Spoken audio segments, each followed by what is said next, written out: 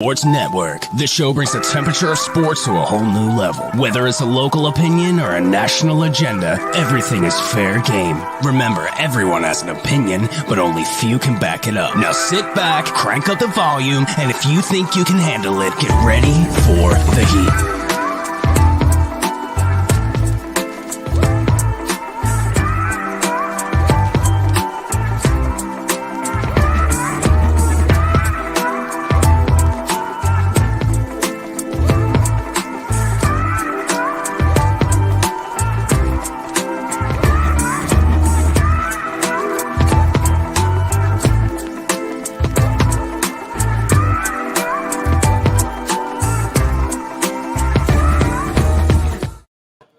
And it's Tuesday night. Welcome in, everybody. Heat Ratio live here from beautiful Bucks County at Steam Pub. As always, you know where we're at. Of course, follow Steam Pub at Steam Pub on all social formats for the real-time draft beer list, the only place where you can go and figure out every time a new beer is tapped.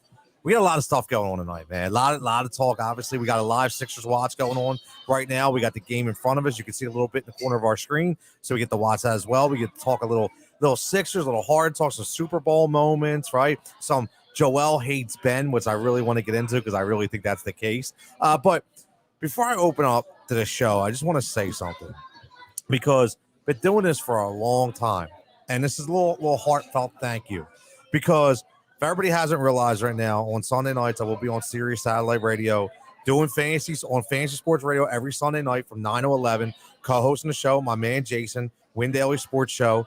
And I had a tremendous amount of people, whether through text message, whether through DMs, whether through emails, phone calls, you name it. People I haven't talked to in 5 years, jumping in, congratulating, things of that nature. What I want to explain to everybody, the reason why I'm saying this is not to say, hey, Tony's got a lot of friends. It has nothing to do with that.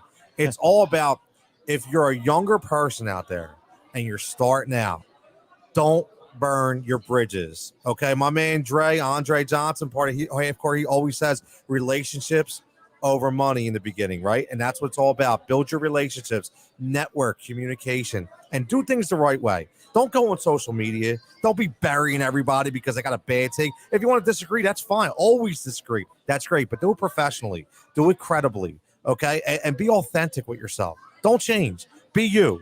All right, first thing I got was a message. I got a good word out. Okay. First message I got was from Sean Briggs, who I started with 5 years ago, who said to me, bring Jigsaw all night. Don't go off the rails.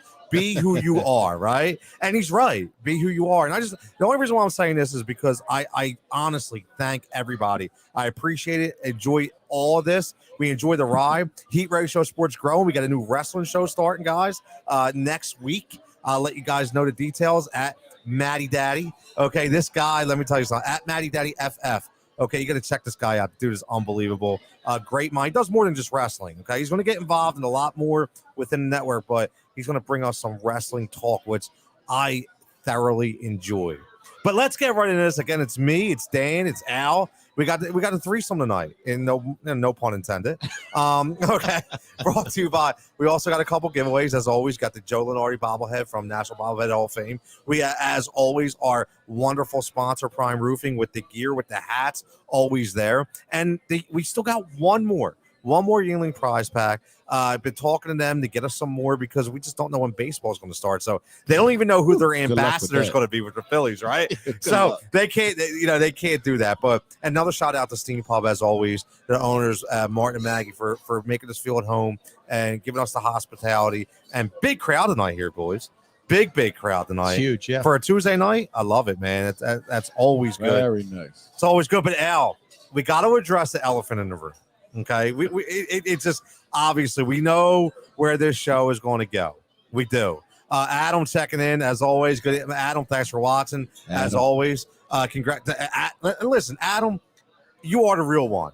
Adam texted me, wanted to know where he can find it, how he can listen. Signed up, listen, and right after the show, first person to message me like, "Yo, you sounded great."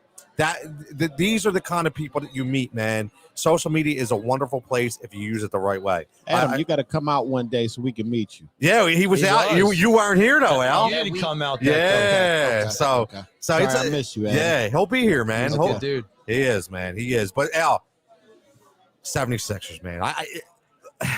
Here's what I want to get into before I get into anything. I don't understand, and I know we're going to go back and forth with this, but this is what I understand. I don't understand the mentality of Philadelphia sometimes, even though I'm a Philadelphia guy. I listened to the radio today. I've listened to podcasts. I've seen social media, and I've seen the consensus of, you know what? I don't really want James Harden. I don't think he's got anything left. We could get somebody better. Let's hold out for something better. Like who? Thank you. Who are we waiting for? Right? Like there's not just these ornaments on a tree. Listen, you see CJ McCollum got traded to the Pelicans, right? So guess what? Dame's staying. Right? So Dame's staying. Right. There is no Dame. It's a wrap for Dame. Right. Beal had surgery. Beal just had surgery. Yeah, so he's out. That's a wrap. That killed me. At least a wrap for this season. Right. Yeah. So what is the mentality of the Philadelphia fan by saying, you know what? Let's just wait. James isn't that good. Do you buy into that at all? I didn't hear that, but that's absolutely ridiculous. Is he the James Harden from 2 years ago? Who is? Who's unless they're a young guy who's going to be who's going to have the same skill set, have the quickness, the everything that it takes in a ball player when you're in their 30s. So you're not going to have. He's not the James Harden of 2 years ago, but good Lord, he's so much better than everybody else. Right, and it doesn't matter. There's nothing left out there. Any Bill deal is going to happen in the offseason if it's going to happen. Dame is not happening. Let me say it to the camera. Look at the camera. Look at that camera, Al. Dame is never coming to Philly. They just gutted the team so they could rebuild around him, extend his contract, and go for broke. He's going to get. They have a trade exception, a huge trade exception, like almost $20 million that they have to use, plus a lot of cap space. They're going to rebuild around him as much as they think that somebody want to come to Portland. But hey, that's their mentality. That's what they want to do. Maybe they know something that we don't. So forget about Dame. So now who's left? Nobody. Left? Who's me left? and you. Me, you, and Dan. Right. So you're going to have to do Two something. Danny Greens on the same team. You have to do something that you don't want to do at the end of the season, at the off season, or Harden. And I still tell you the same thing I've been saying. It's not going to happen on Thursday. It's not going to happen. So forget about that. So it's going to happen in the offseason or it's not going to happen. And then a lot of people are going to be upset. But it is what it is. So now you really got Beal or in the offseason or Harden, and that's it. Yeah, this is killing me, man. It's killing me because we're going this again, Dan, and I went through this. Shout out Philly Mike Diaz, Green Legion Radio, my man, TTP, Trust the Process. Me and him were getting into arguments. Like, we were screaming at each other because I wanted Kawhi Leonard. And I said, I'm going all in with Kawhi the year they won the title. And I said, I don't care. I'll trade everybody. I'm going all in. I'm trading Ben. I don't care. And that was, we got to hold on to Ben. No, screw it. I want to win now. And if we don't do this now, we are screwed. That's his favorite sentiment to me. So he always says, Jigsaw, we're screwed, right? We're screwed. Well, here we are 3 years later in the same predicament.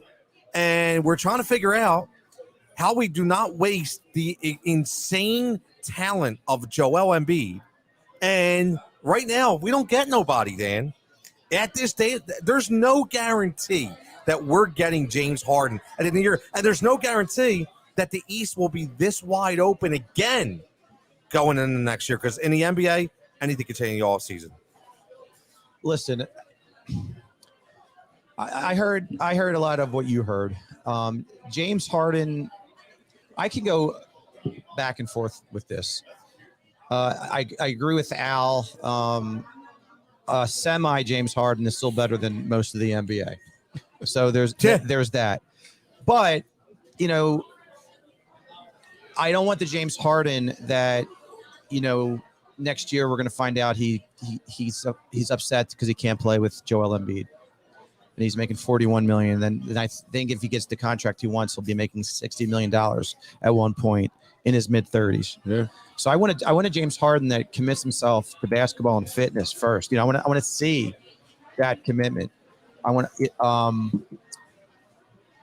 And if it happens, do you guys feel almost it's a guaranteed title? Yes. Nothing's guaranteed. Right. Nothing's guaranteed. Yes. Okay. So if you say yes, then it's worth doing. The other component to think about, Joel has been so damn dominant.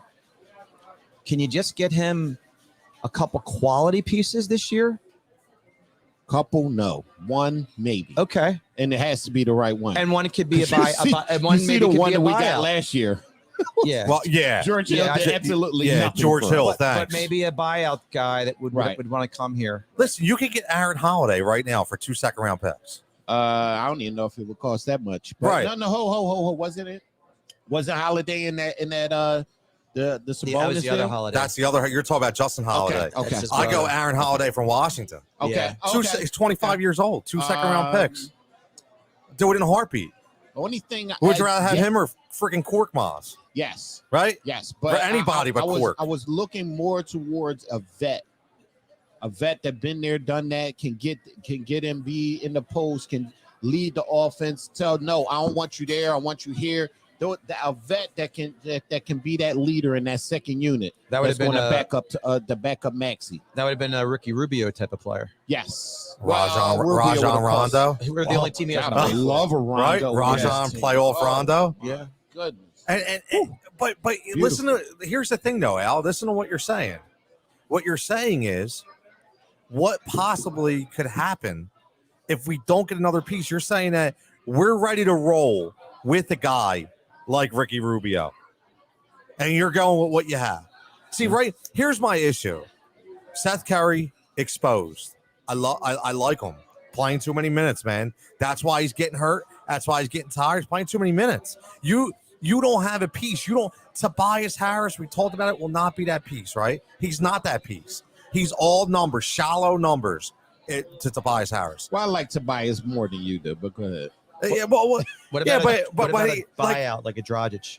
I think he gets dealt between now and Thursday, and whether he stays where he gets dealt, that's another question. I'm hearing rumors about he could go to Indiana, and they could get rid of the center. Who's the center that's left in Indiana? Myles Garrett. Yes, I'm in a first round pick just to get rid of him and move him.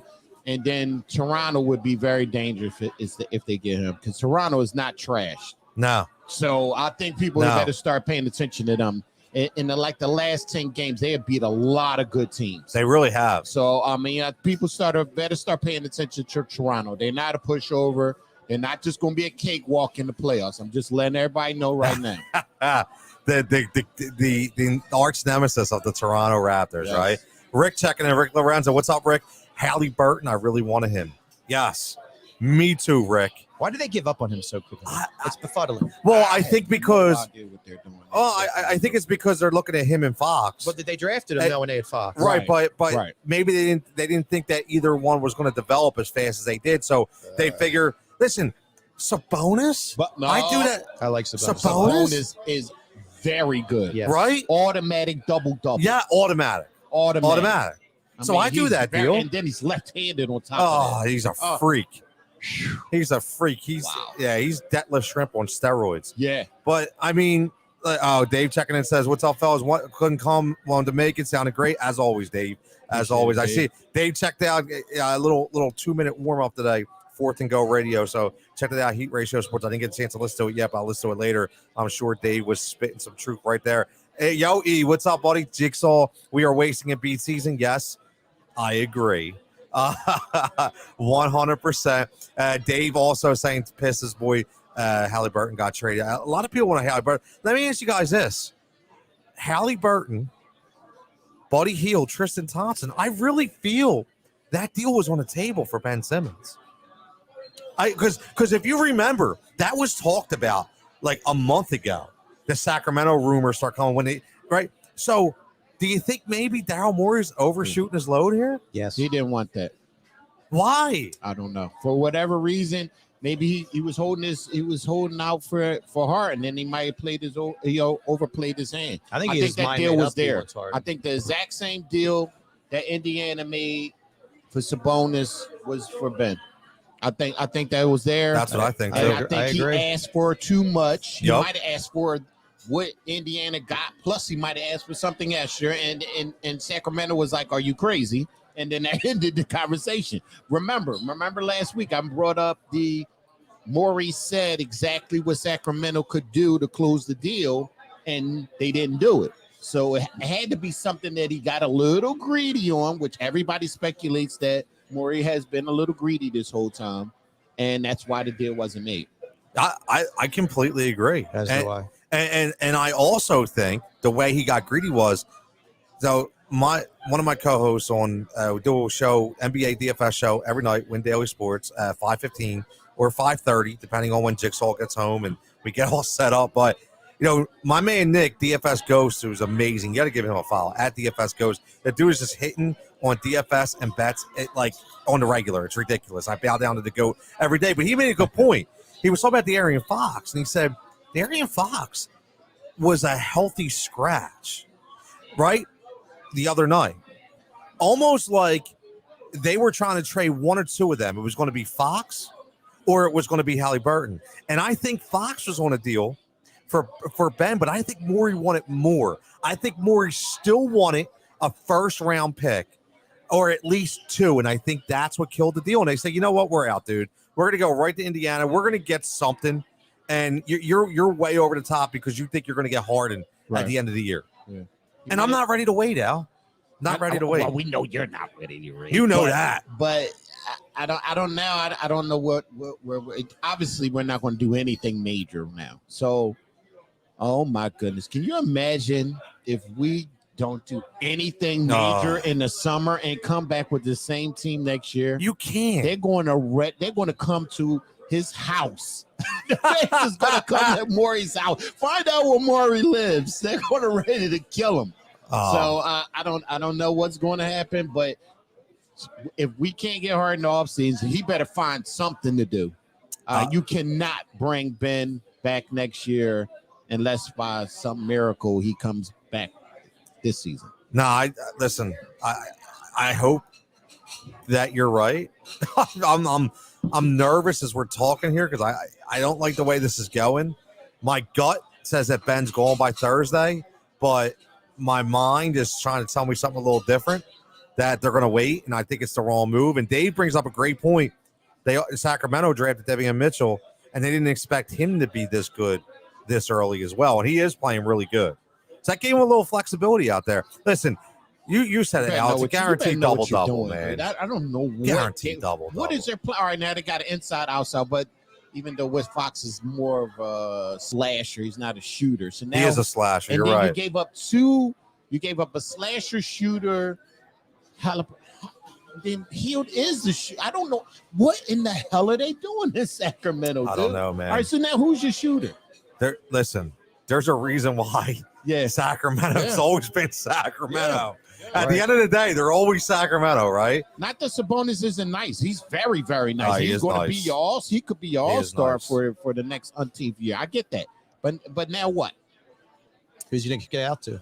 And LeVert was a nice piece. What about Cleveland. that? Very nice. The people are sleep on Cleveland now, but I'll tell you what, man, that was a brilliant move. And the next, I haven't watched them enough. I watched them a couple games, but I need to look at them a little bit. And we played them, I think, in the next 5 games.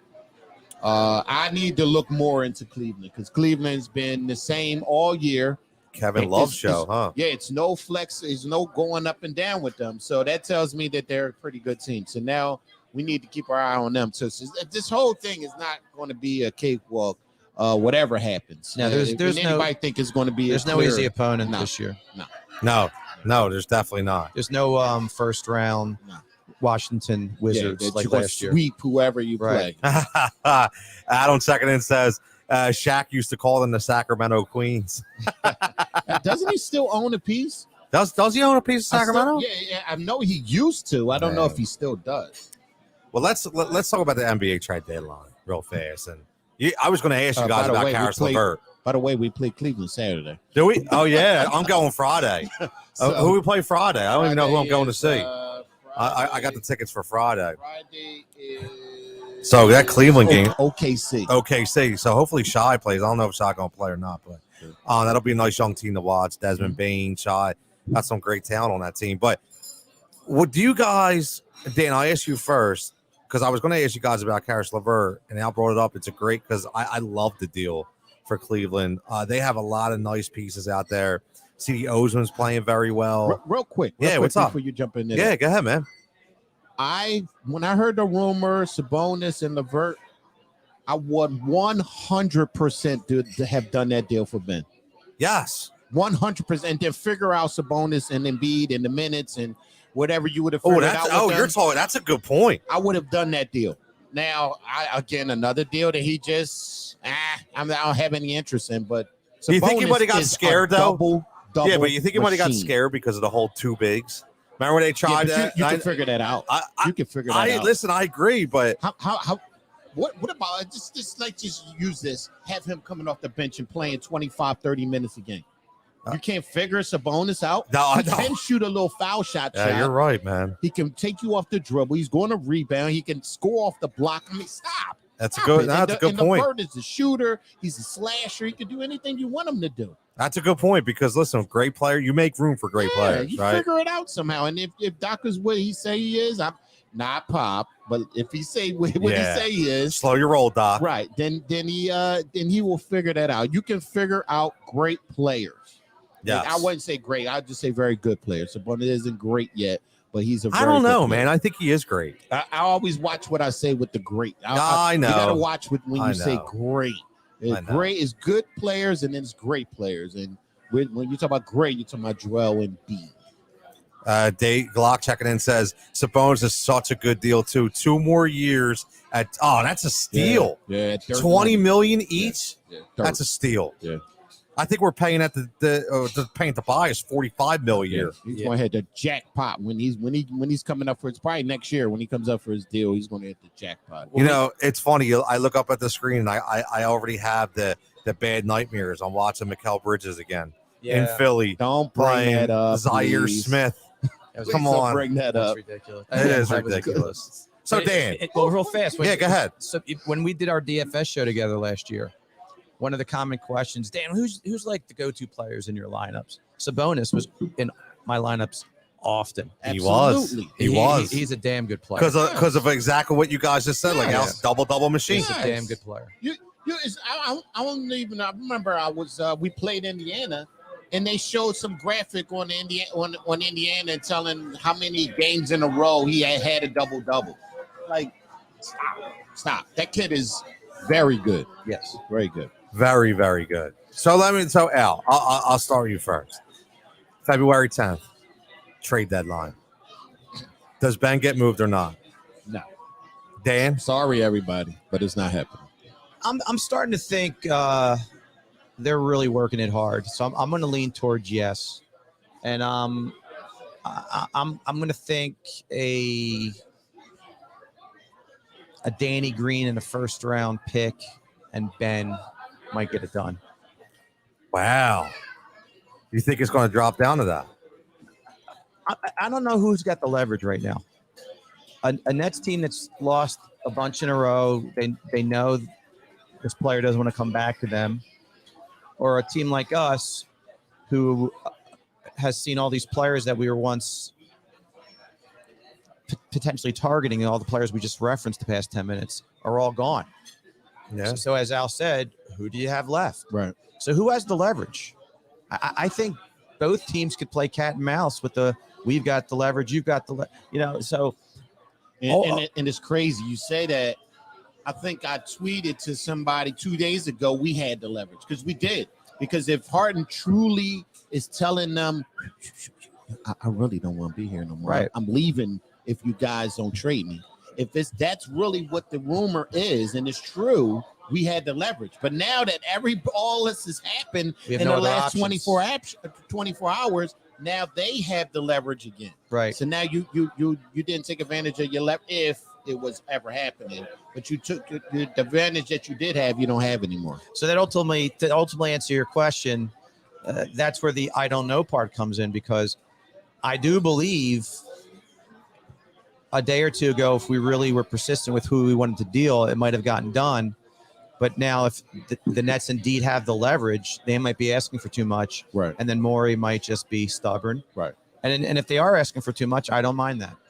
But the only problem is I think he want him so badly. I don't know what I think he would do anything except for stopping Maxey. Well, that's because probably. I really don't think he would give up Maxey. I think people would kill him if he got rid of Maxey too. So I think he would do. And if he does your deal, I'm thinking it would have to be 2 or 3 more picks in there just to sweeten the deal. If they did your deal with Danny Green, I think it would have to be Danny Green, 2 picks or 3, and Ben. If you keep Matisse out of it. If you do Matisse, you could do Matisse and maybe a pick. Because he's going to be defense. Because he's going to leave. Now, of course, all the last 24-hour rumors been Curry and a pick and Ben, which if I had to do that, I really wouldn't want to, but I would do it over Matisse. Because you're getting Harden shooting plus the point guard. But that's also Tony's dream scenario. Now with Harden coming, you can rest Curry and have him come off the bench. Exactly. Right. Exactly. Right. All right, so we got a little breaking news. This isn't the breaking news we think. Okay, I got everybody a little excited here. Exactly. Right? I had to, but no, seriously, this is coming from the Major League Baseball world, and okay. This is something that hits close to me, man. Like this pisses me off, and I just want to open this up to opinions here. This is an open show, but comes out Trevor Bauer will not face any criminal charges in the LA court system, sources tell The Athletic, even though his investigation by Major League Baseball remains open. Listen, the reason why I bring this up is, and you guys have been doing this for a while with me, you know how I feel. I go off sometimes, be like Joe Mixon, Ray Rice. Okay. Damn, we haven't had him snap on a live broadcast. That's what I'm saying, man. Can we get that? These guys, he did a little Mixon Hill thing recently. I did. I don't think I was here for that. Yeah. But why do these scumbags continually get away? And again, everybody goes say, innocent until proven guilty. Listen, man, pictures, stories, they don't lie, man. Come on. Yeah. These athletes get a pass because of their stature, and I can't stand it. And this is coming from a girl dad, man. And I'm not saying you have to have a daughter to feel this way, but this is ridiculous. Just be a human being. Right. Yeah. I mean, come on, man. And again, when will it ever stop? It will not stop because nobody stands up to it. I got to sit there and I got to watch. And this isn't just about women, right? This is domestic abuse in general, about kids, right? All the stuff that Adrian Peterson did, whether you believe it or not, Tyreek Hill, and these guys are running around, laughing, having a good time, man. If any one of us right here on this panel would do the same thing, we don't get the same luxury. Yeah. Absolutely. Right? And it's not fair. It's not right. And until Major League Baseball, until the NFL, until the NBA, until they actually stand up. And you know what? I'm going to call fraud because every single one of them are frauds. And the reason why I say that, and I'm talking about the association as a whole, because they preach, but they don't practice. Right. And they say, stand up to really? If you really want to stand up to domestic violence, then kick that asshole off the team. Yeah. Right? Seriously. Yeah. Don't give them an open book to come. Hey, come on. You know what? I forget he's okay. Bring him back in. No, man. No. Well, sorry. For a perfect example, what did Herrera get? See? Exactly. What did he Odubel. Yeah, what did he get? Did he get a 50-game suspension or something? So Trevor walks away. But Odubel gets 50 games. Right. But they both have an opportunity to play. Right. Right? Right. But you got it. You can't walk away from nothing. You can't. Come on, stop. Mrs. Hill probably has 7 digits in the bank now. Wow. Yeah, it's just it really bothers me. It pisses me off because every time I see them laugh and having a good time, and I get it. Listen, I was raised Catholic. I was brought up Catholic. I get people. They commit sins. They make mistakes. You believe in forgiveness and all that. I'm not saying people shouldn't be forgiven. But why are they given the opportunity to act like that doesn't happen? Right. Why? Right? Like that dude is given the opportunity to make an unbelievable living now. Where, like we said, if any one of us would do that, we got to work at Aldi bagging groceries because nobody else is going to hire us. So that's my spiel for tonight. Whether you agree or disagree, it's just the way I feel. I'm always be transparent. So I'll go for there. Let me ask you guys something about the Sixers before we move on to the Super Bowl, because I thought it was interesting. And you got to love Joel Embiid, right? You just got to love him because he is fully transparent. He talks the way he feels. He wears his emotions on his sleeves. I know where you go. And did you happen to see the tissue tweet, the soft tissue tweet? So after Shaq and when all that stuff with Ben and went through everything, and, he went on NBA and said, I'm going to back off Ben. Ben must have sent him some nasty text messages because, of course, that's who Ben is. At the end of the day, they probably told Shaq you need to pipe it down a little bit. And then Joel comes out with a tweet, and he puts up a pack of Charmin and starts talking about people being soft. Okay? Now, everybody said, no, you're taking it the wrong way. It's not right. Yeah, I honestly think Joel hates Ben Simmons. I do. I think he rightfully hates Ben Simmons. Maybe not the person, but for what he's doing right now, because he knows this situation is completely different. Do you think he hates Ben? I listened to his interview with Missinelli in its entirety. I didn't listen to that. How was that?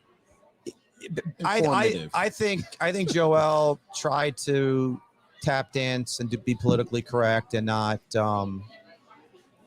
burn bridges. He towards the end it was brought up again about Ben, and he basically said, I'm in this to win a championship, so if Ben were to come back and it would help our team, that's I'm about winning. Right. Because they were, Mike asked if he's basically been estranged to the locker room. And he says, not for me, because I just want to win.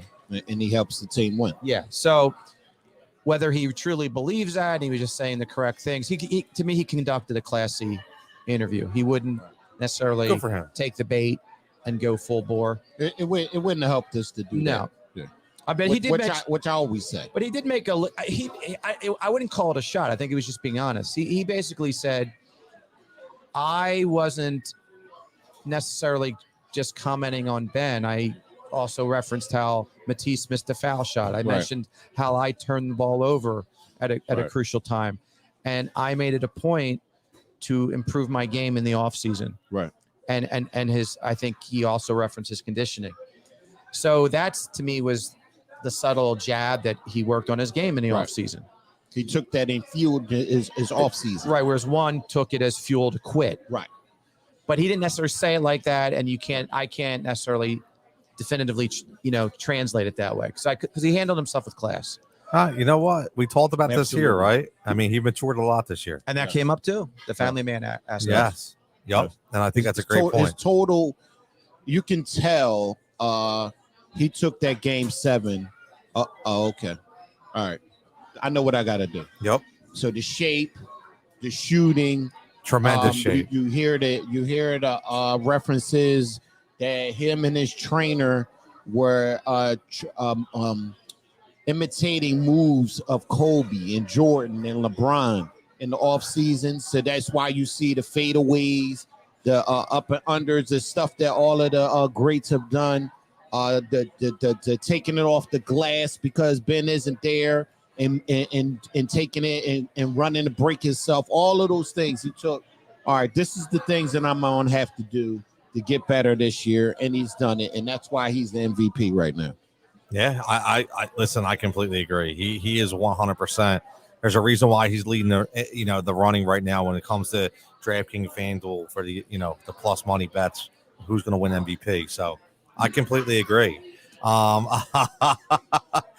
Got a couple of cool comments. My buddy Rick checking in says, "My man Tony, your ratings are higher than Barry Manilow on Sirius now. Great job, but I'm mad they took his station off for yours. Great job, buddy. Rick, you're the man, brother. You are the man. I love Rick. He is the man. We got Bucks Nation checking in. Says Sixers aren't winning this game. Hate to cut it to you. Wow. That's Phoenix, right? Listen. Wow, really? Phoenix. Go out on a limb, dude. I mean, Come out and once you follow Half Court Heat, I want to have a conversation with you. Yo, listen, And I'm serious about that. Follow Half Court Heat. yeah, that's a good point. A good point because listen, right now, Al been holding down Half Court Heat solo, man. He's like on a tweet mission. I love it, man. He's getting all kinds of people involved. So give us a follow at Half Court Heat. Obviously, give us a follow at Heat Ratio Sports. Smash the like button, hit the subscription button. A lot of big things happen, different shows coming, different short videos coming, different personalities coming. And make sure, again, you follow at Steam Pub on all social formats. So right here in beautiful Bucks County, they host us every single Tuesday from 7 to 8:30.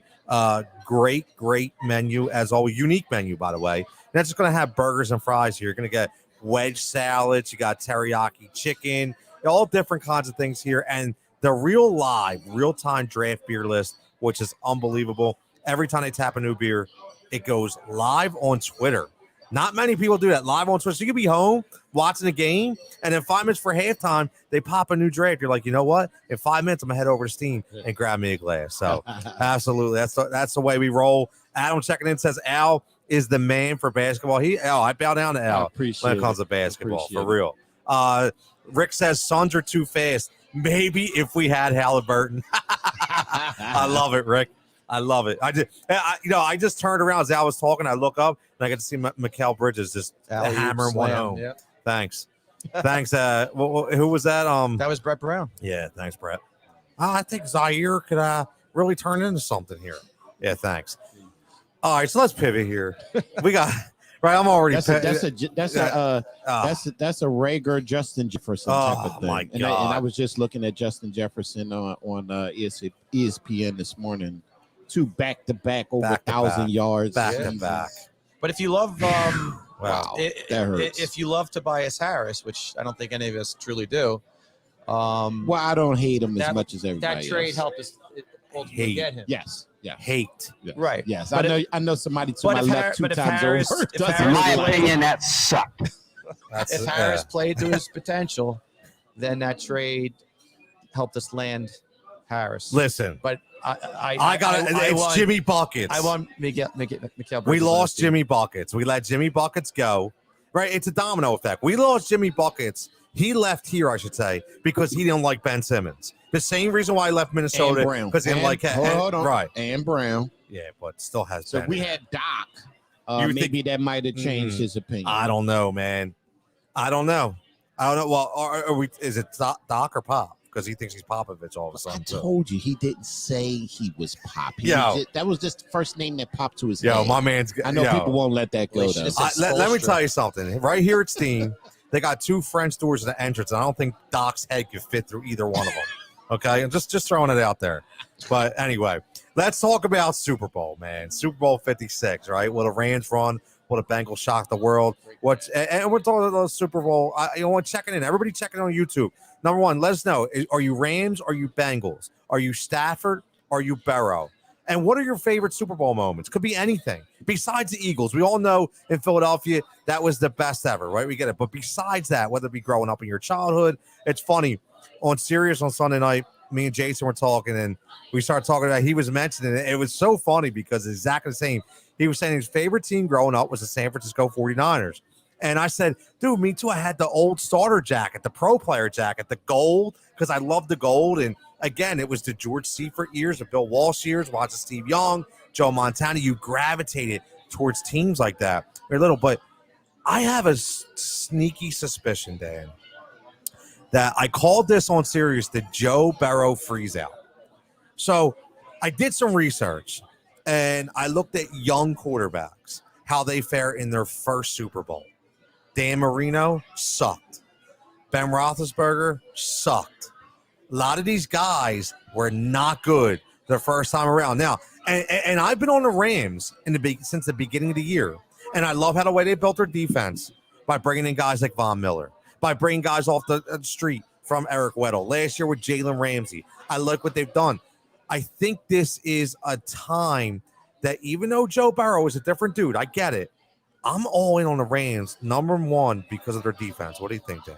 No, I completely agree. And it's a very interesting pull you had. I remember Marino's first Super Bowl. It was him against Montana, and that defense held him in check. How and Ben's not the greatest example because he was strictly a game manager when he was young. Burrow's dynamic. Yeah, that's a good point. But that being said, this defensive line of the Rams is no joke, and the offensive line of the Bengals at times has been a joke. So that's you can throw out the team of destiny nonsense because you can make the argument both teams are teams of destinies for what you just mentioned. The Rams put their chips all in, and look where they're at. They're in the they're in the big game, and the Bengals, God bless them, they've done some unbelievable things to get to this point. But when it comes to the important part of football, it always comes down to the trenches. Always. The defensive line of the Rams has to somehow be contained for Cincinnati to have any kind of chance. And if anybody watched how many times the left tackle on the Bengals got beat and abused, come on, man. Yeah. Like Joe Burrow better get that ball out super fast. And that's going to have to be their point. Yep. And he's gonna have a problem right now. I was just thinking it was actually on the way driving up here. I was thinking about how the Bengals could win. It have to be quick passes. He's not going to have time to get it down the field deep. So they're going to have to get the ball out of there quick. And I would think that the Rams will come up with something to combat that because they know they're not going to have that. Give me one player that's been close to the big guy in there that they have to block on the Rams. Nobody. And then you got the Hall of Famer on the outside coming around the edge. Von Miller. And then you got to worry about Ramsey. So Ramsey's going to take away Chase. So you're going to have to win with the other people, and you're going to have to get it to him quickly. And if you don't, you know what's going to happen. And then if you turn the ball over a couple of times, or if he's constantly gets sacked by the second half, he's not going to have anything left to try to come back.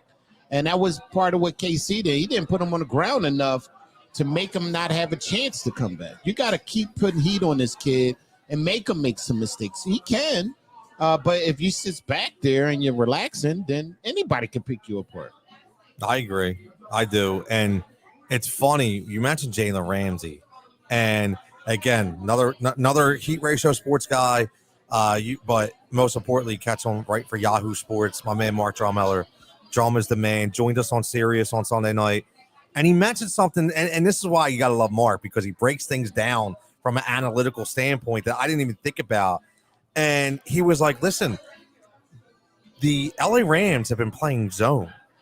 So he doesn't think that Ramsey is going to go one-on-one with Chase. He's going to be on everybody because they're playing zone. And I was like, you know what? I didn't even think about that. How about you switch that up just for this game? You could, right? You're right. So you never know. Well, form a box and one and let him run through the zone and just stay with Chase. That's what I would do. No, listen. Let somebody else beat you. Yes, I was just going to say, let Tyler Boyd beat you. Yeah. Right? Let T. Higgins beat you. A lot of good weapons to be that young. Man. They do. I always used to say that back in the day. Wentz didn't have the weapons. Donovan never had the weapons. Look at the weapons this kid has at his age. Yeah. It's crazy. Bucks Nation checking in says she's got Bengals 27, Rams 17. I wouldn't be shocked anymore. After this playoffs, I wouldn't be shocked if they win. I just don't think the Rams is. I think they have too much. It'd be too. I think it'd have to be a close game for the Bengals. I like this. Now, this is. I got to bring this up because it parlays on what I want to talk about. So, Bucks Nation says Ramsey's going to get burnt. He uses his mouth more than his hands. Listen. Here's the thing. He does. He does. Ramsey's a top 3 corner. But here, I'm going to give you guys a little nugget here. Now, again, I don't promote gambling, all right, unless you're very mature about it. Call 1-800-GAMBLER if you have an issue. Got to throw that out there, okay? So, but we were talking all kinds of props. And again, you're going to hear a lot of different talk during these shows. Go follow WinDailySports.com, sign up. Great spot. They have tons of free content and also paid content, algorithms, optimizers, you name it, it's there. But we also offer a free prop article. So you go in there and we got like 50, 60 props for the Super Bowl. Well, here's one, boys. I'm taking Jalen Ramsey, MVP, plus 10,000. Now, and again, I'm not saying everybody bet the mortgage on it, bet the house on it, right? So it's funny. I mentioned this Sunday night on Sirius, and my co-host Jason and the producer Phil would almost spit his water out. Well, I said, listen, I have a little logic though. Jalen Ramsey's been getting killed in the media about how he can't cover anymore. Cincinnati came out and said, yo, we're not afraid of Jalen Ramsey. Okay. Last week, Jalen Ramsey almost had a pick and he didn't and he was mad at himself. He was so bad, he was crying on the sideline. Big guys do things in big games. And I'm just saying, rookie quarterback. I'm going back to Dexter Jackson, Larry Brown, and I'm going, yo, I can picture this being a close game, like a 24-21 style game, and then all of a sudden there goes that pick six, Jalen Ramsey, high-stepping, like prime-time Deion Sanders. They're right in the end zone, MVP plus 10,000, man. And then you can hit up Jigsaw and be like, damn, Jigsaw, you just got me a down payment on the car. Just saying. I'm just saying. But no, I really do feel something like that happening. Adam checking it says, I'm picking the Rams to win outright, Stafford for MVP, and anytime touchdown with Cooper Kupp and McPherson a long field goal. I know Adam was listening to Sirius as well, and we were talking about McPherson, and he was saying that, this kid has got an unbelievable leg, man. So is Gay. He's calm, cool. Yeah, but here's the thing. Gay hasn't been consistent.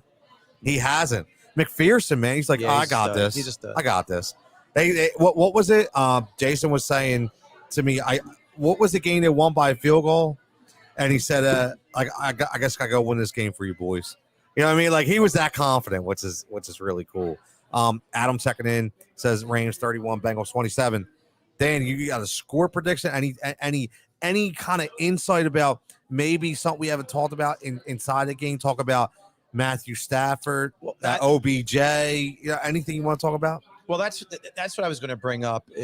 If we already talked about the defensive line and the offensive line scenario with the Rams versus Bengals.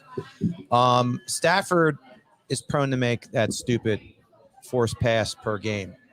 He can't do that. He's got to play within himself. Minor issue for both teams are that both the featured tight ends probably are not going to play in this game. Both have MCL. So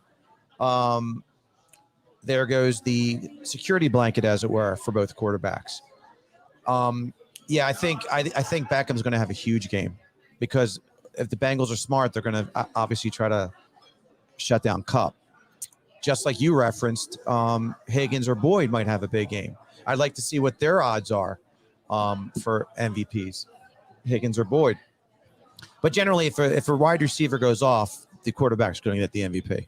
Right. And as you referenced with your 10,000 plus 10,000 with Ramsey, was the last D-back Larry Brown? No, it was Dexter Jackson. Okay. Well, that 2 first half interceptions got him for Tampa Bay. Okay.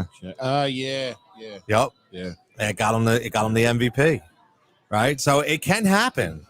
It can happen. And again, I'm not saying, listen, I like doing these because, everybody's going to pick the quarterback, right? Everybody's going to pick the quarterback.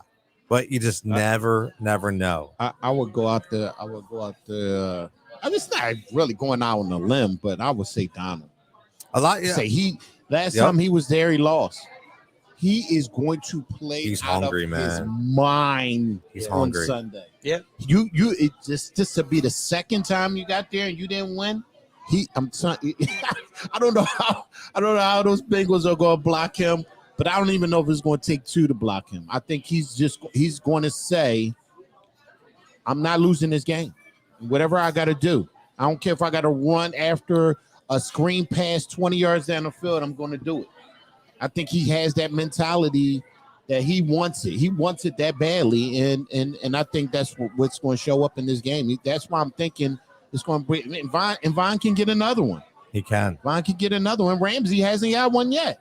I know. So them 3 right there is enough for me to make me think that that's where they're going to win the game on defense. It's not going to be the odd. I really don't think that the Rams are going to light it up, but I think they'll be in the low 20s, and I think that's going to be enough in this game.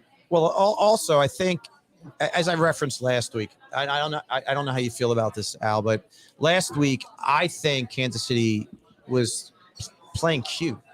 Yeah, you said that, and I kind of agree. I mean, I think they could have put their foot on their throat and ended that game early. Right. And they just got too cute. Right. I don't know how else to put it. And if the Rams have a decent first half, they've got to keep the momentum going. Foot on their throat and they have to. Because you don't want to – if the Bengals have it within striking range, you know their confidence is going to be sky high. Absolutely. So this could either be a blowout Super Bowl or a very – if it's a tight Super Bowl, I lean towards the Bengals. Bowl, I think, yeah. I don't think the Rams want that. If it's a tight Super Bowl, they've been there, done that. They have the confidence. Even if it's a 10-point game, that's still too close for the Rams. They got to open it up, and they got to have a 17-point lead. I think sometimes at some point in the third quarter, and then I think they're okay. If they're hanging around at 10, 3, 7, whatever it is, that's not a good thing. That's a bad thing for the Rams. I agree 100%. Rick checking in says these playoffs have been great. Unfortunately, I think we all will be cleaning up and putting our food away in the middle of the fourth quarter. Rams take it to them on both sides of the ball. I could see that. I could definitely see that. I could. Listen, and I was killing Zach Taylor, because I just, listen, and we're going to talk about Doug Pederson in a minute, and why somebody just tells you, I don't get it. Like, I can't like Doug Pederson, but we're going to talk about that.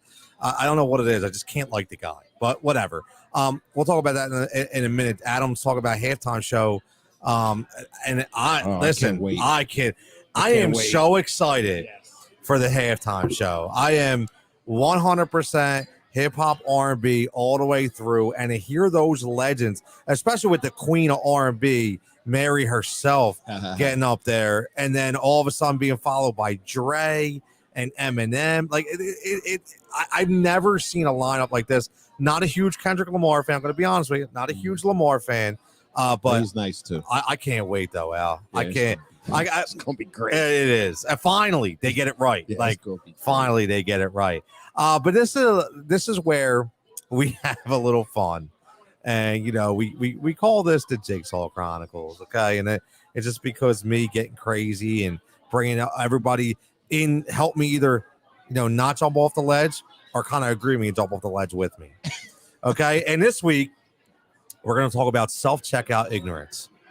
And if you haven't noticed, the theme of these always is around convenience stores or supermarkets. It's like where I spend my life, okay, when I'm not doing sports radio.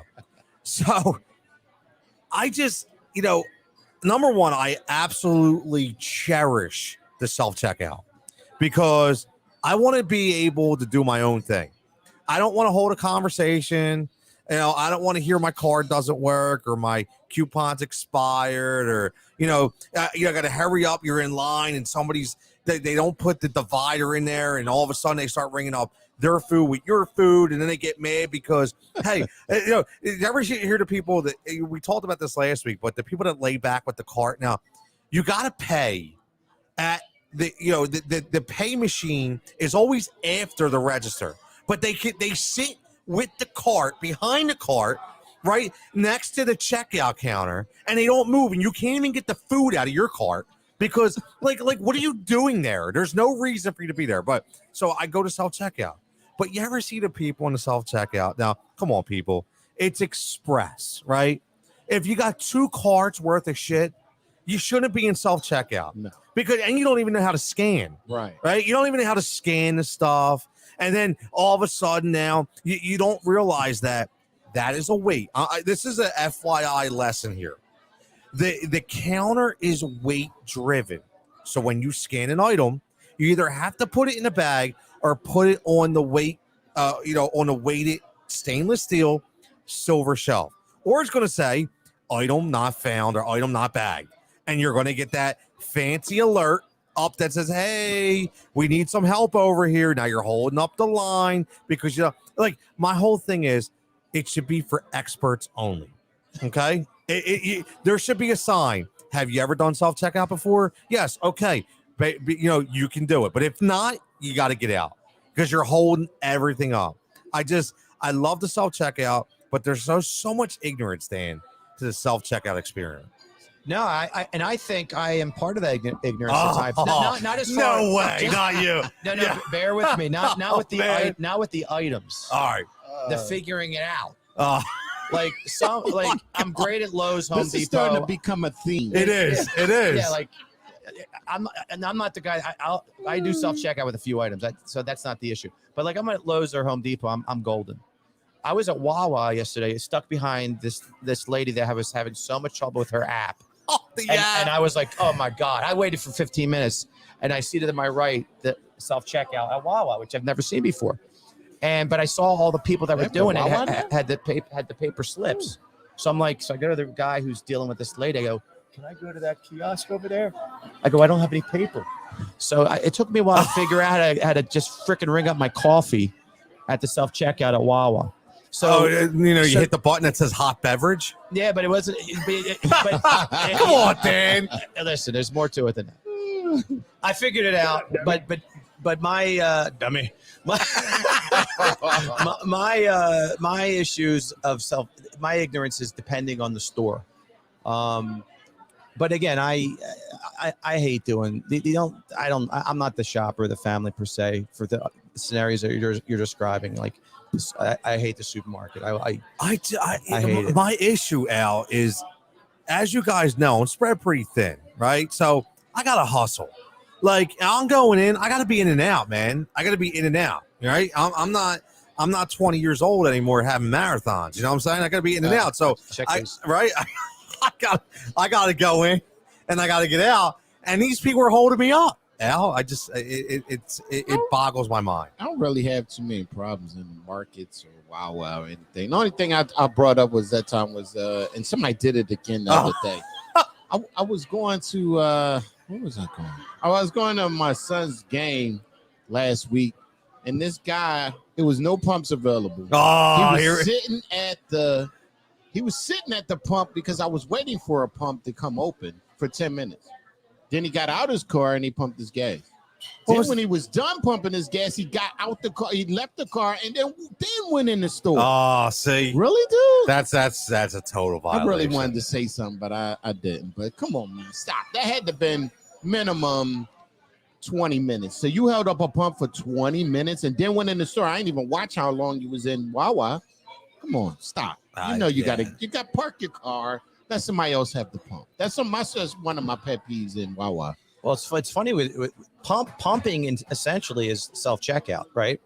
Because you're doing your my sister who's only lived in Jersey has no idea to pump gas.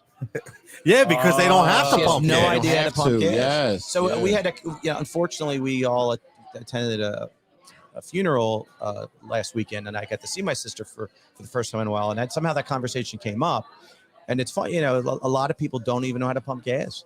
That's just that's a shame. Yeah, it's a shame. That's just what our society does. And when I go to Jersey, I'm like, I get out of my car and I'm like, let me do it myself, please. But sometimes you get out of your car, they want to lock you up you're like a DEA. Right. Like, what are you doing? Are you even allowed? No. Okay. No, but I'm like, it's like you forget sometimes. Right. So I got to say, so my man Alan checking in says, any truth the Sixers may be dealing Simmons to the WNBA? Wow. Yo, man. Wow. Listen, I'm glad he said this. You know why? Because can you imagine just real fast? And we're done with it. So listen, the disclaimer here is please, there's YouTube, there's the internet, there's Google. Understand how to work a self-checkout before you get in the self-checkout line. Please. For Jigsaw sanity, can you please do that?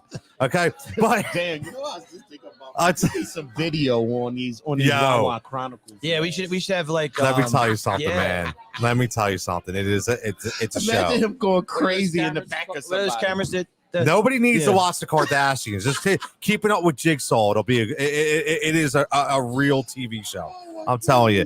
But what's funny about this with Alan is I thought about this. What if they did? Can you imagine they did deal him and he had to come back and play us in a 7-game series?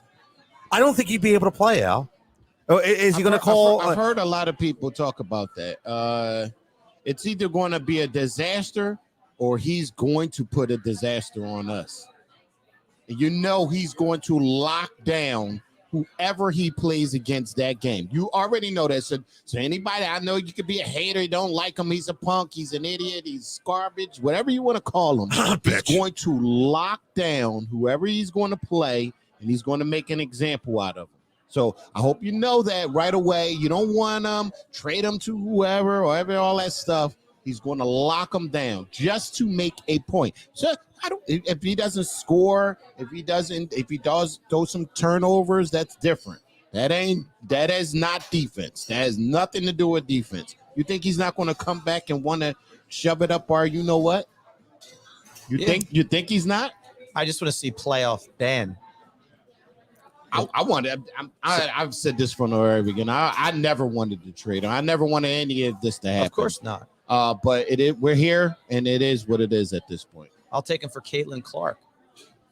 The Iowa. Did you see that sharpshooter from Iowa? Yeah. My gosh, she shoots from half court. Yeah, I seen that. It's unbelievable. Tone. Caitlin Clark, nice. Iowa. Caitlin Clark? She shoots the ball from just beyond half court and swishes it. She's Very the most nice. electrifying sharpshooter I've ever seen. Did you just say Steph Curry. electrifying? Electrifying. like the Rock? Was electrifying. I don't know what you're cooking to. Come on. Yeah. Don't be hitting your eyebrow. Don't embarrass yourself. I can't do that. Alan says, love to see him on Embiid. Embiid would throw an elbow. You know that wouldn't happen. That wouldn't happen. Ben would have no teeth by then. Yeah, Ben would be crying. How about this? Matter of fact, that just popped in my head. What about him on your boy Tobias Harris? What would you think he would do to Tobias Harris? Tobias is already soft. He shuts himself down sometimes. But that's my point. Who would they be booing in that scenario? Would they be booing Ben because he's on another team, or would they be booing Harris because he can't get it done? What would it be on James Harden? Yeah, they'd probably be cheering for it. That's the only time Tobias Harris will get cheered. Is when he's playing up against Ben. That's about it, because everybody wants to see Ben fail. And you know what? I don't care what Ben thinks. He brought it on himself. Yeah. It is what it is. He brought it on himself. So we'll go from one crybaby to one of my favorite dopes, and that is Doug Pederson. Now, I understand that Doug won the Super Bowl, but he didn't win it himself, okay? No. Alan also says, Alan, I completely agree with you. Tobias should should be a throw-in to get Harden. He is a disappointment. Unbelievable. I'm not going over too far. This dude's getting paid $40+ million a year, and he is short on every shot. He still looks confused out there. Should I go or should I stay? Should I go or should I stay? He has the most shallowest point total of any player in the NBA. He gets 20 and 8, and it's like they didn't even happen. He's running the reasons why we're third in the East right now. I'm just saying. I don't know, man. I mean, I know you're the basketball guy. I respect you, but I can't get on the Tobias. Everybody go way overboard on Tobias. I don't know why. And I have some things that I don't like about him, and he's not aggressive enough for me sometimes. But right now at halftime, he's 8 of 11. He's made 1 3. He has 3 rebounds, 2 assists, and he leads in the second leading scorer on the Sixers with 17 points against the best team in the NBA. I'm just saying. Well, who would be the third? Who would be the second leading scorer anyway? We don't even have any. No, I'm just making. The Embiid has 19. But what I'm saying is, he doesn't do he's not aggressive enough for me sometimes. But that's about it. His aggression is my only gripe with him. But he's not his fault that it didn't work out with Jimmy and we had to keep him and pay him. Everybody, he's making $1 million. It's not his fault. We want him to give money back and say, I don't want that contract. I agree with you with that. I will never fault a guy for taking money. If somebody came to me, hey, I'm going to pay you, double your salary. Sure. Right. Okay. Right. And you know what? Listen, you never turn down money, man. Right. I agree. He doesn't. If that's my only gripe, but that's my only gripe with him ever. He's going to have off games. People act like he's the worst player when he have an off game. Everybody has an off game. But an off game to me doesn't mean that you can't still be aggressive. His off game is if he's not hitting his J, he won't go to the hoop. Well, go to the hoop when you're not hitting your J. That's very simple. So you still should get your scoring average even when you're having an off game, or at least be close to it. He has 5, 8, or 8 points when he's off and he's having a bad game. But some of the issues that we have with him are when Embiid was not in the lineup. That's carte blanche for him to take over a game and step it up. And that's what I'm talking about, that aggressiveness. We demand it, and we need it. Right. And He should be that's over 30 when Embiid is. That's the part that's frustrating the fan base. Absolutely. I agree. No, and that's exactly, you hit the nail on the head, Dan. But my fault. Let's get back to No, it's fine. No, old Dougie P. Old Dougie P. So Dougie P is now the head coach again, right? You know, he gets Jacksonville. Yeah. Here's what I just want to ask you guys, and I'm gonna listen. I'm gonna smack myself in the back here. I don't care if anybody thinks I'm cocky or not, but if you go back 2 months ago, the final judgment, Heat Ratio Sports, where I say Doug lands in Jacksonville before he even interviewed. Okay, it was the perfect scenario for him. But here's the thing. He shouldn't, though. Yeah, he was the fallback guy again. It's not how you anticipated it, though, right? No. He should have, what's the guy from Tampa? Byron Leftwich. Yes, he should be the coach. He pulled out. I know, but there's a reason why he pulled In and out. out, pulling out. We got a theme going on here. It was the reason why he pulled out, and nobody, and it's funny. He withdrew. Adam or Wait a minute. or the other guy on NFL Network didn't dig enough to find out what was the real reason, but it was a reason why he pulled out. Yeah, It's a crappy organization. That's probably the he reason. wanted somebody gone, right? Something wasn't right. Yeah. And he said, "All right, I'm out then," and so that was that should be the coach. But go ahead. Well, that's what I wanted to say. Again, you know, Doug's up there, like he's got all this confidence, right? Where Doug, you've been so far. You're the fallback guy, bro. Like nobody, they didn't. You were set. You were so good that they let you walk. Right. Same thing. I said this here last week. You know, when he interviewed here for the job, the first thing they said was call Tom Coughlin. Right. So every time Doug Pederson is the fallback guy. Now, listen, Adam Gase too. That right there you go. That's a great point. Adam Gase. And I want to like Doug, guys, but why is it I can't stand him? Like, I don't know what it is. I do. I can't stand Doug. I'm close, but I'm not that bad. I've called him a Stunad since he's gotten here. Yeah, I just did you see the press conference? Yeah. Very confident. Hi. Hold on. Stop. I tweeted it. Did you see the owner's face when he was talking? Yeah. No, I didn't. Oh my God. So Doug's talking, and he's like, oh, like, see, that's not good. well, I'm like, That's not is good. anybody else looking at the owner why he's having a press conference? He doesn't have any confidence. He doesn't yes, let's go. I don't see any of that. If your facial expression tells everything, the owner was telling it all. Like, dude, I hired him, but what else did you want me to do? Who else was left? He had that type of, all right, I just did it, but what else did you want me to do? Look on his face. Yeah, I didn't see that, but I can tell you what, that's not a good thing. Yeah, you know that. Yeah, and I don't know what's going on there. Look at his staff. Look who he's hiring. Yeah, who's he? I didn't even see. I haven't. He doesn't have it now. And that was with Did a he lot bring of people. Chris Taylor on board? Oh my God! Yes, and no, he didn't. Yes, he did. And then see what I mean? He got Stiffs. Caldwell, the old linebacker, as the defense. Mike Caldwell, as our defense That's coordinator. not awful. I wouldn't hire him. You need guns. Yes. You going to rebuild and create a new culture and tell them you're going to win and it's going to be about Super Bowls and all this crap that he said at the press conference. I need you ice need cream. to come in there with some weapons. Give me somebody credible that you could say, all right, boom, look who I brung with me. Yeah. I'm still waiting for that. So, and this is what bothers me about the NFL. All his boys he's bringing in. It does. I could think of 4 or 5 candidates that are better suited than Doug Pederson right now that are still sitting out there. Right? Yeah. Like, and that's the thing. Like, I don't get, I'm going to be, let's just call it elephant in the room. Number one, David Culley got screwed at Houston. 100%. I don't understand that whatsoever. I don't even understand how who got the job. Lovie Smith. Yeah, I don't even understand how he took the job. Well, actually, you probably don't care. Do you really care if you get fired and you got 4 years left on your contract and then you can sit home and get paid? Probably not. Right. So I was thinking at first, why would he take that? And the coach before him got 1 year and they kicked him. Yeah. So, but you think like, all right, I'll sit home and you pay me for 4 years. What's wrong with that? Yeah, but there's some shady shit going on with all that because, Josh McDown. Yeah, that's what they really right? wanted. That's who they wanted. That's because they wanted to control. Right. Yes. And Lovie Smith. And they know they couldn't at this point. Lovie Smith. I like Lovie Smith. No, but Did I see a report that they put him on the staff anyway? Did they?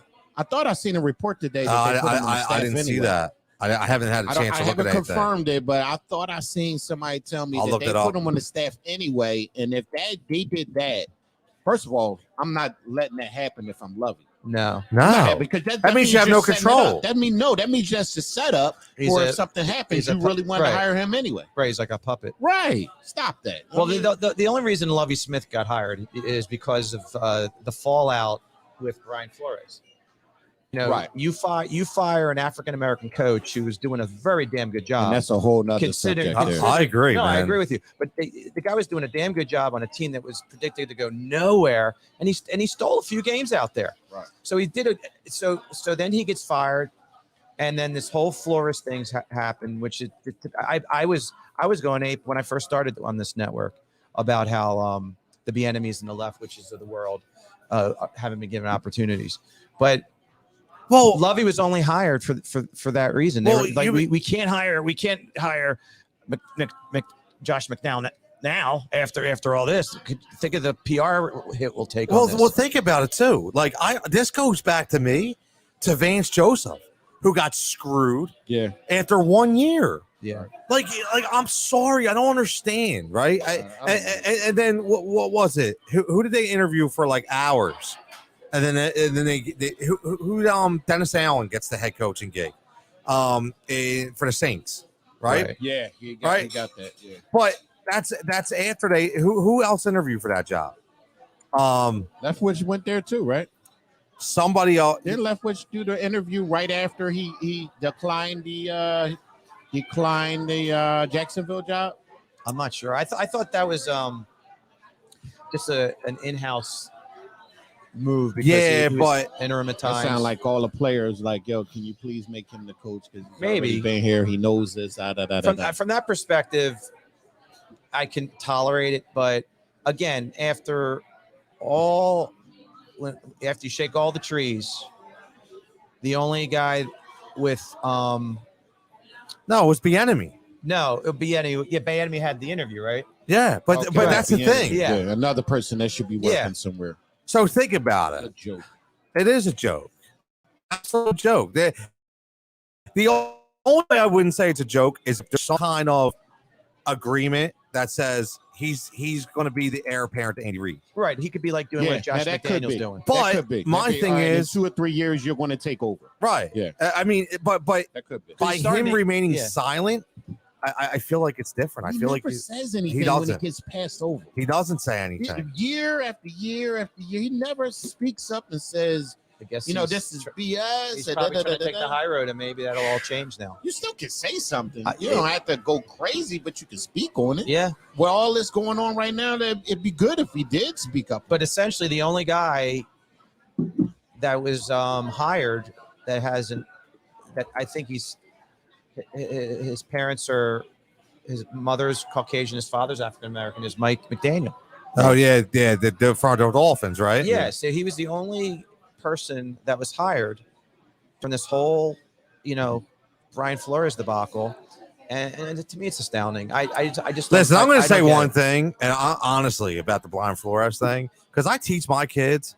Okay, and this has nothing to do with skin color or anything. You stand up for yourself, man. You something you believe in, you stand up, man. Right. And I listen. He knows the backlash that he's going to get. That's what I'm saying. Like, people got to understand. He already knows that takes balls to do that. Absolutely. Because a lot of people just sit down and shut up and not say nothing. Yeah, Absolutely. And I commend because I liked Flores. Yeah. I thought, he was fiery. He was done wrong too. Yes, if he was available last year, I would have loved him to be. I was a big Flores guy. I mean, he was forced. He was forced to play a quarterback that wasn't ready. Right. Exactly. And still took them. And now we know why. Yeah. Nobody can figure out why it was happening, but now we know why. It's deplorable. It makes me sick, to be honest with you. It's crazy, man. And then he couldn't get it. Well, I know why he didn't get a job this year, but I don't even think he would have got a job even if all of this stuff didn't come out. And he should have been the first one to get it. Coaches do not get recycled. It's just like ridiculous. No, I agree with you 100%. I agree, and there's going to be more to Tony this. Dungy, I can't think of a guy that's gotten a second job. Yeah. It is. Let's go back to Pederson real quick. Yeah. What? Oh, yeah. Can you just please? Can the two of you? I know we won the Super Bowl with him. I understand. Outlier. What is the love like? Twitter and Facebook, how Dougie got a job? Like, dude, why are you so happy? I don't understand What is going on that they love this dude? I know he helped us win the Super Bowl. That's got to be it. You don't have love for all, except for Nick Foles, but you don't have love for so many other players that helped us. Like they left and got a job somewhere else. You wouldn't care that much. I mean, people love Dougie.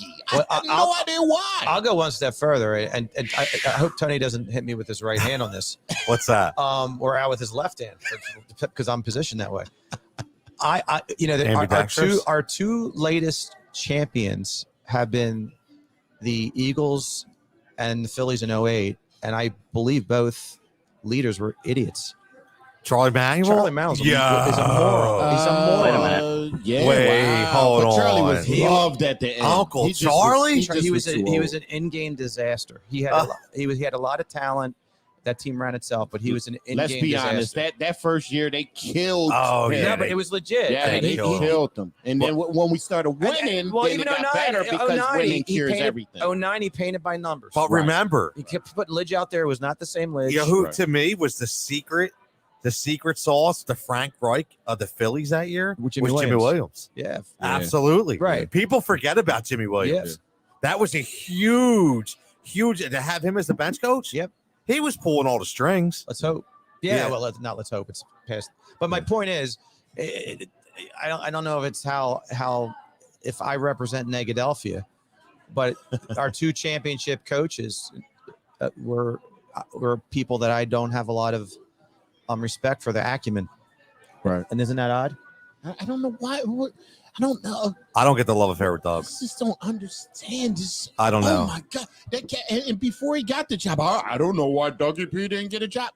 Well, look at it. That's Listen why to his press conference, that's dude. Why he didn't get a job. He didn't deserve one of the jobs that it was 8 or 9 jobs available.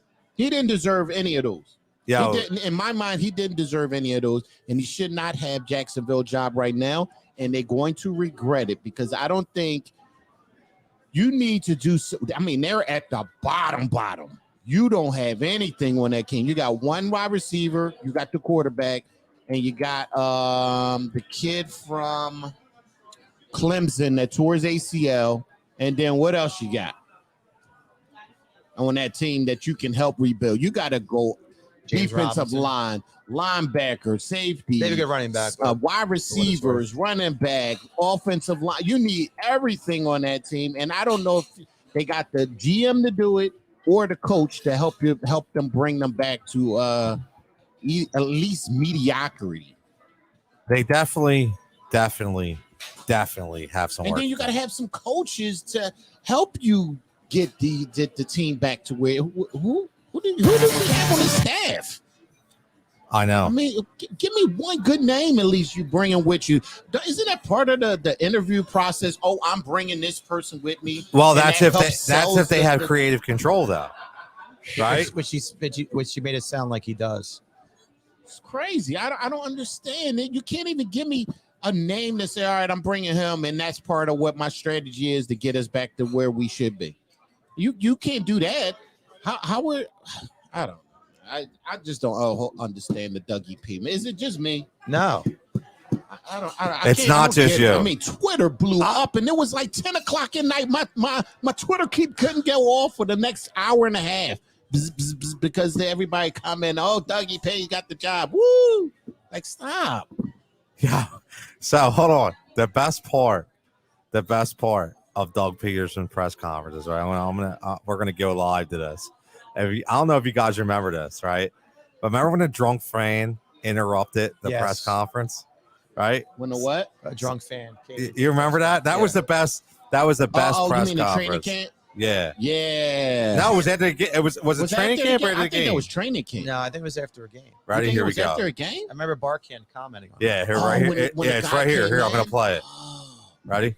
Defense. It does know. Who is this? Is he credentialed? Can I finish the question? Timeout. Yeah. He just wasted timeout. Yeah, I want a full. Look, he said I want. Holy cow. This will be on Sports Center. I love it. Partly because of you. Yeah, exactly. And again, that is the only time that Doug had a good press conference. And it was because somebody broke in. We went from Doug to Sirianni press conferences. It's the same school of articulation. Yeah, you're right. You're right. It's embarrassing. It definitely was, man. Listen, we're going to close this out on our Name That Franchise segment. Tonight, we're not going to have a vote tonight. We're going to have to name the franchise. Any trivia questions tonight, too? No, that's not so. The trivia yeah, question is going to do wait. We didn't do the trivia question. No trivia today? We'll do that next week. Okay. We'll do that next week. But tonight, we're going to do the Name That Franchise. And this, again, is going to be brought to you by our good friends at Prime Roofing. Again, brought to you by Southampton, PA, and Prime Roofing. Not only do they rescue your roof, but they get it done the right way. Visit them today at primeroofingpa.com. I tell you, Bernie Staub is the owner, and I can tell you one thing, that if you need help, whether it be insurance claims, whether it be what you absolutely need, somebody's not going to jam it and you know what, and actually give you what you need and not give you any more, but get it done the right way. That's where you want to go. And this is going to be. Press conference still got me laughing. Don't it? Like, the press conference is funny, man. The press conference is funny. So, what we're going to talk about the Cleveland Browns. And, we do this because it's fun. And what we do is we take a team and we have some memories about it, right? And again, sometimes they're easy, sometimes they're hard. So we call it Name That Player, Fakes the Franchise. So this week we go to Cleveland. And Dan, who would you say? Now, I said, we were messing around. Was it you intern for the Browns? I said, or the Redskins, right? Who are now the Commanders. Yeah. That name blows. But it's like, what are we playing, G.I. Joe? So Dan, Fakes the Browns. Who do you relate to when we talk about the Cleveland Browns? All right, so my nickname is Old School. So I started watching football in the mid '70s. So the first guys that come to mind are Brian Sipe and Ozzie Newsome for me. Then you move into the '80s, and it's Bernie Kosar, Obviously, from University of Miami. And then you have to go to the D-backs because they sucked for so many years. Oh my God. Mary, they had two great D-backs that were perennial Pro Bowlers, and I'm drawing a blank. Mark Carrier played out there, right? No, but that's not. I'll let Eric Metcalf. No, Eric Metcalf. Yeah, well, he was an offensive player. I'm talking about right. You're backs. talking about. I'm sorry. Yeah, okay. they had two stalwart defensive backs when they were really bad, and I'm not talking about Joe Hayden. I'm talking about in the early '90s. But ultimately, to answer your question, well, first of all, you have to go Jim Brown.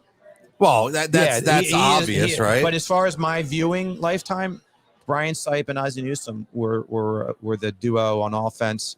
And then when the 80s rolled around, they had the Kosar Elway battles to get to the AFC Championship, which were pretty epic. So those are the names I'll throw out. Now what? Hey, what's up? How you doing? Now what if we just open it up to Cleveland itself? What if we just say Pedro Serrano? How about Rick Vaughn? Yeah, Ricky Vaughn. Yeah, California Penal League. Yeah. One of the best movies of all time, right? Major League. But no, seriously, let's open it up to all of Cleveland. Okay, this doesn't have to be football. Now we go baseball, we go basketball, we go football. Well, if we want to go basketball, you know who I would say. It's got to be. Yeah, I don't want to say Dave Bing. Dave.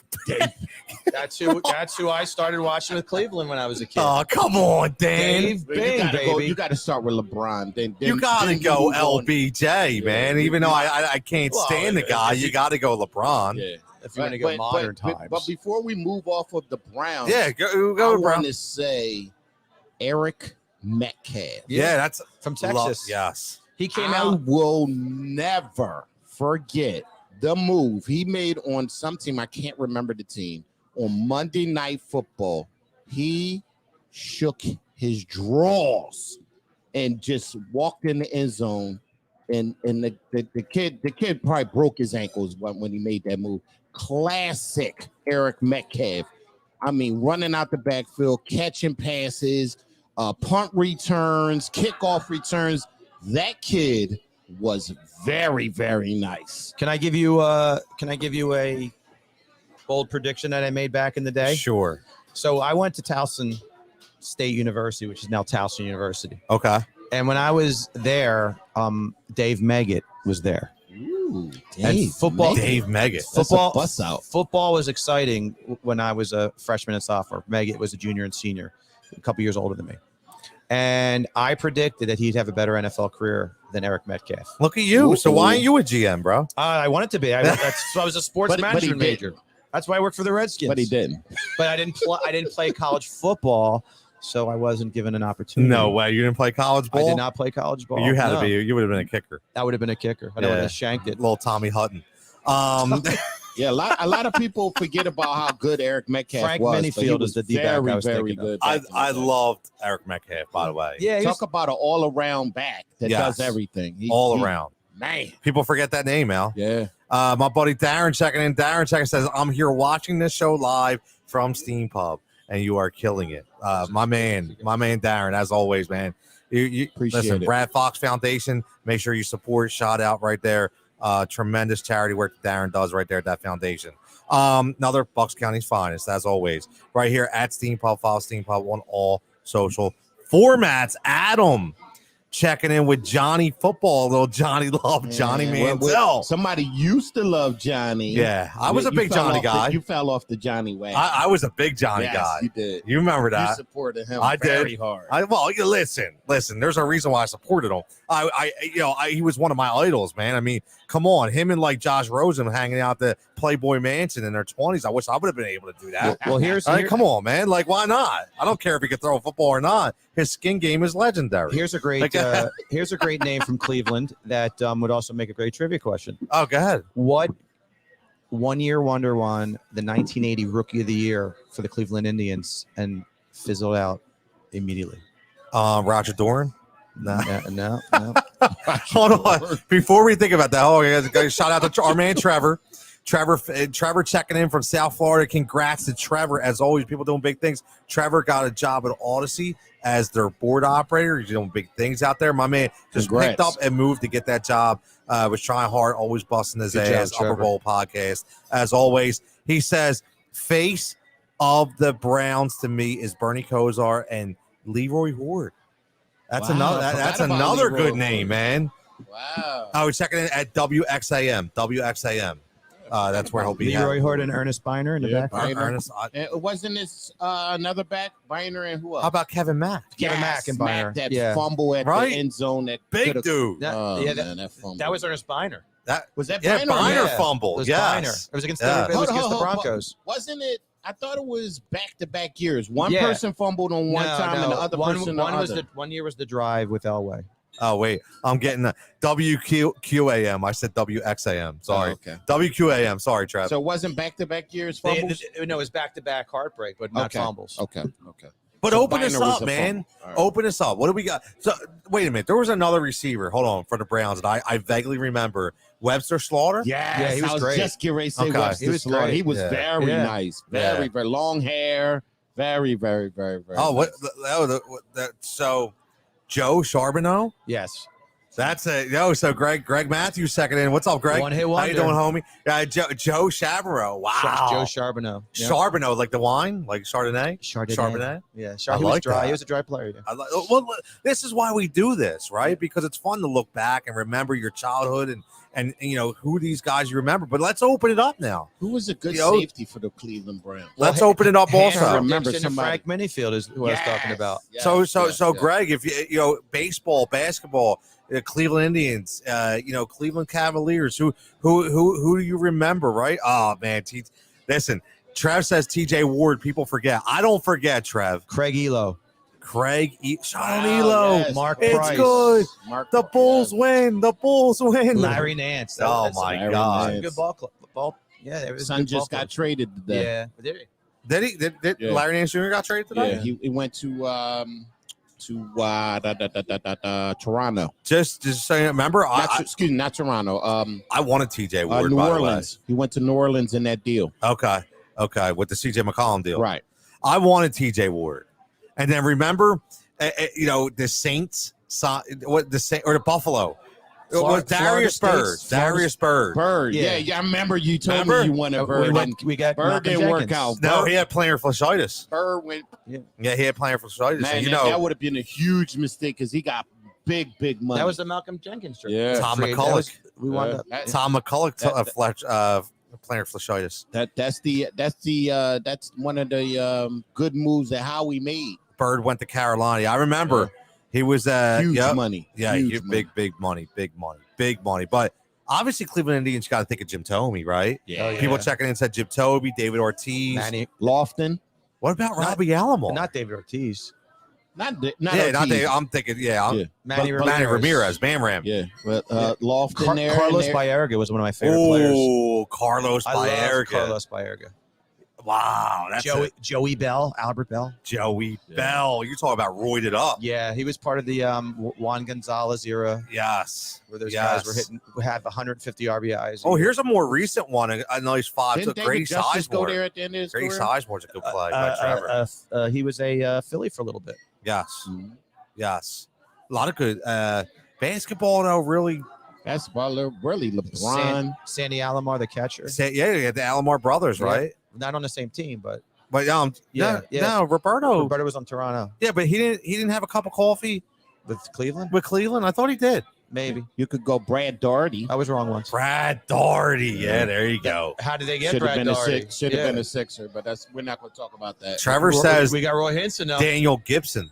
Oh my God, Oh, don't mention him. I was thinking Taj Gibson or Daniel Gibson? that went through my brain, my man. But I would dare bring him up as one of the good names. That was a How about Bill Cavalier. Lambier? Who? Bill Lambier. He was on Cleveland before he was with Detroit. before he was a bad boy. Correct. wow. You got me on that one. Yeah, you got me there. As Yeah. old school. Jake Joe- of course Westbrook. he Joe did. Barry Carroll. Look at Trevor checking in with Jake For- Westbrook. With who? Jake Westbrook, the pitcher. Wow. Yeah. That's a Okay. big pull. All right, Trev. That's a bust out right there. Adam Chuck Kenny Lofton. That's Yes, it, but I we said yeah, Lofton, yeah, yeah. we get Played for a lot of teams. yes.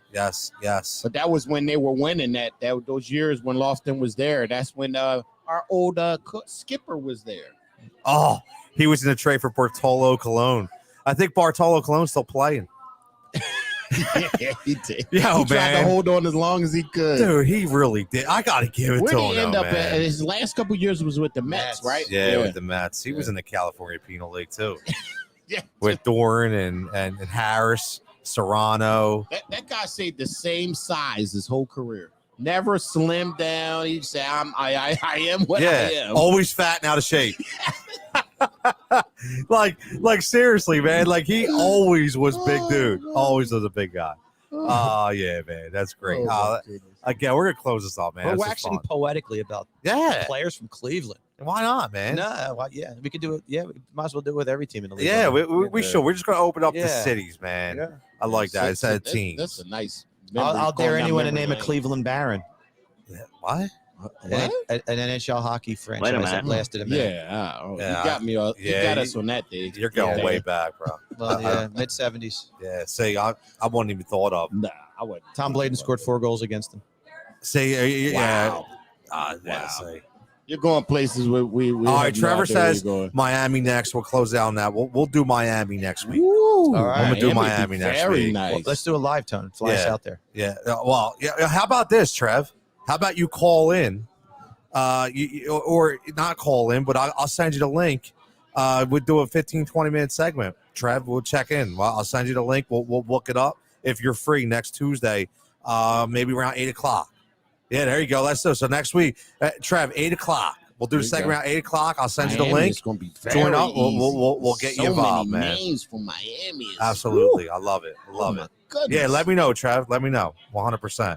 Bartolo Colon is playing in the Mexican League, pitching at 48. Adam checks in. No. Yes. Really? That's what he says. I thought he was kidding. I don't know. Is that his waist size or his age? So Greg Matthews checks in. He says, here is two old school players for the Browns, Brian Sutton and Ozzie Newsome. So you did say Newsome, but I don't. Who was Brian Sutton? Brian Sipe was the quarterback. Brian Sutton. That's the guy you mentioned. Yeah, Oh, he was the okay. quarterback. Yeah, Brian Sipe. To I Newsome. couldn't pick him out of a I lineup. remember who that is. Yeah, I have no and clue. then Dave Logan was a wide receiver. For Dave them. Logan. Yeah, I'm old, dude. Wow, did he work at Heckinger's? And you remember Carl Hairston of the Eagles? He went to Cleveland. He was in those AFC Championship games for them. So our buddy Rick checking in says you're missing the best Super Bowl commercials right now. Larry Bird was just on for a McDonald's commercial. Trevor Closeout says Lee Suggs, number 44 for the Browns, 2004, man. Oh, Lee Suggs, man. Wow, we're going back. But listen, man, at Lee Heat Ratio Suggs. Sports, give us a follow everywhere you get your social media, whether it be Facebook, whether it be Instagram, whether it be Twitter, at Heat Ratio Sports. Go on. If you're watching this on YouTube, make sure you hit that subscription button. Make sure you smash that like button as always. For Tony, Dan, L. Again, Steam Pub, at Steam Pub on all social formats. Thank you to our sponsors at Yingling, National Bobblehead Museum, and always at Prime Roofing, PA.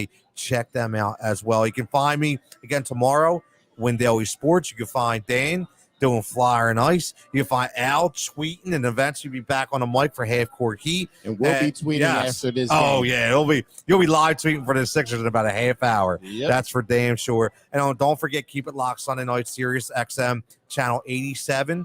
Okay, check me out. You give me and Jason Win Daily Show from 9 to 11. We'll be off this week, obviously because it's Super Bowl. But we'll be talking next week. Again, 9-11. There is a call-in number. Call, and we'll get the producer to tie you right in.